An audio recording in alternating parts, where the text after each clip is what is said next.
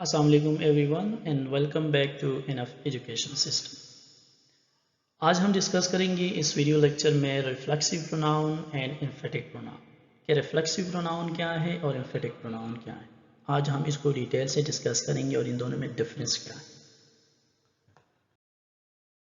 She sees herself in the mirror and she herself completed the task। इन दोनों sentences में herself का use हुआ है।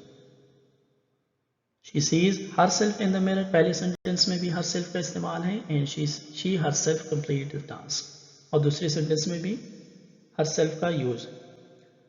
बट पहले सेंटेंस में herself जो है इज अ रिफ्लेक्सिव प्रोनाउन है और दूसरे सेंटेंस में वही herself एक एम्फेटिक प्रोनाउन का काम कर रहा है। अगर आप लोगों को भी यही कंफ्यूजन है कि आप इस किस्म के प्रोनाउंस को आइडेंटिफाई नहीं कर सकते कि ये रिफ्लेक्सिव प्रोनाउन है या एम्फेटिक प्रोनाउन है, तो ये वीडियो आपके लिए बहुत अहम है। इस वीडियो को आखिर तक देख लीजिएगा ताकि आप लोगों का ये प्रोनाउंस वाला मसला भी हल हो जाए।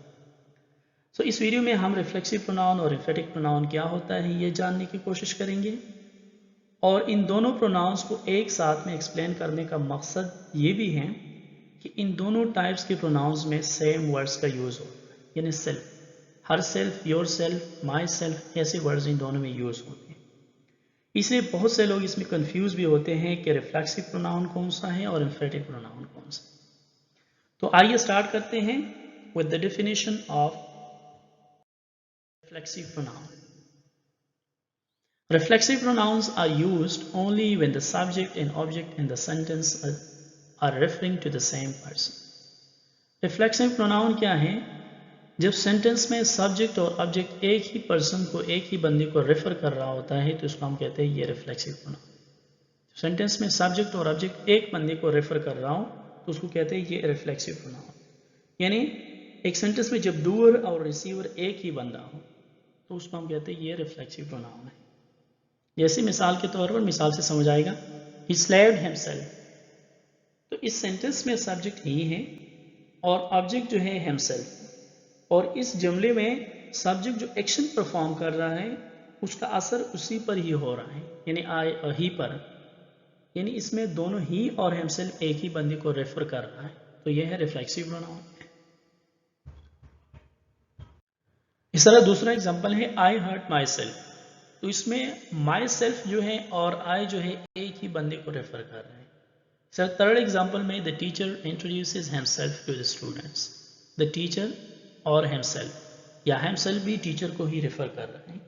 तो हमने कहा कि ऐसा प्रोनाउन सेंटेंस में जब सब्जेक्ट और ऑब्जेक्ट एक ही बंदे को रेफर कर रहा है, एक ही बंदे को आइडेंटिफाई करता है, तो इसको हम कहते हैं ये रिफ्लेक्सिव प्रोनाउन है।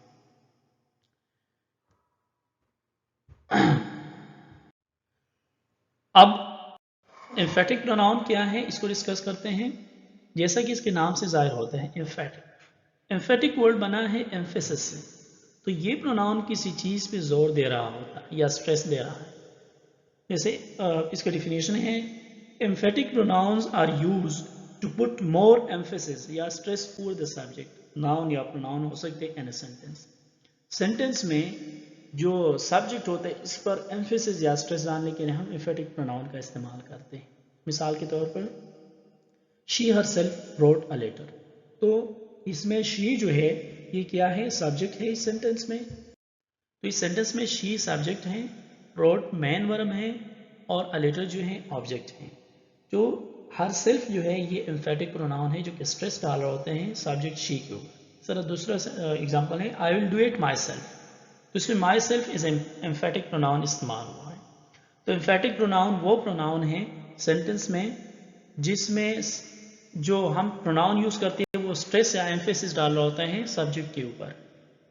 अब दोनों में डिफरेंस क्या है, या हम कहते हैं how to differentiate reflexive pronoun and emphatic pronoun. अगर हमारे पास सेंटेंस में आ जाते हैं, क्योंकि दोनों में सेम वर्ड्स यूज होते हैं, तो हम इसको कैसे डिफरेंशिएट करते हैं इसको देखते हैं।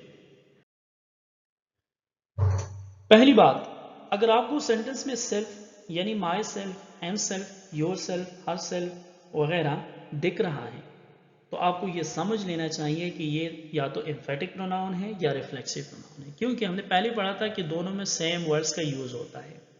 जब ऐसे कोई वर्ड्स आ जाते हैं सेंटेंस में, या तो वो रिफ्लेक्सिव प्रोनाउन होगा या एम्फेटिक प्रोनाउन होगा। अगर एक जुमले में सब्जेक्ट और ऑब्जेक्ट एक ही इंसान को रेफर कर रहा है, एक ही बंदे को रेफर कर रहा है, तो वो रिफ्लेक्सिव प्रोनाउन है। और अगर ऐसा नहीं है तो वो एम्फेटिक प्रोनाउन होगा। मिसाल के तौर पर I cut my self when I was shaving, ये क्या है, माई सेल्फ जो है और आई, इस सेंटेंस में जो है सब्जेक्ट आई और माई सेल्फ एक ही बंदे की बात कर रहा है, इसलिए ये रिफ्लेक्सिव प्रोनाउन है।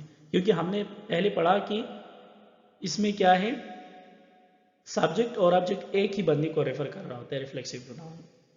अब दूसरी सेंटेंस में I myself perform the experiment, इसमें सब्जेक्ट और ऑब्जेक्ट सिमिलर नहीं है, क्योंकि सब्जेक्ट आई है और ऑब्जेक्ट द एक्सपेरिमेंट है, जो कि सिमिलर नहीं है। यानी माई सेल्फ जो है इस सेंटेंस में सब्जेक्ट आई पर स्ट्रेस डाल रहा हूं, इसलिए ये एम्फेटिक प्रोनाउन है, क्योंकि एम्फेटिक प्रोनाउन में हम स्ट्रेस की बात करते हैं।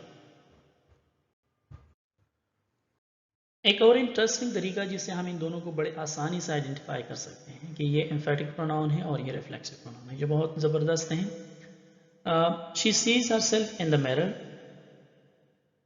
और ठीक है, अब अगर इस पहले सेंटेंस में हरसेल्फ हटा दें हम, तो सेंटेंस बनता है she sees in the mirror.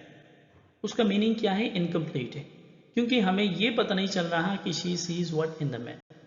तो हम कहते हैं, ठीक है, या दूसरी सेंटेंस में है I cut my self when I was shaving, तो यहाँ पर अगर हम इस सेंटेंस से माई सेल्फ को हटा देते हैं तो इसका भी मीनिंग इनकम्प्लीट रहता है। I cut when I was shaving, तो ये रिफ्लेक्सिव प्रोनाउन है। कैसे पता चलेगा, if we remove self word या pronouns from the sentence and the meaning of the sentence change और बिकम मीनिंगलेस, तब हम कहते हैं ये रिफ्लेक्सिव प्रोनाउन।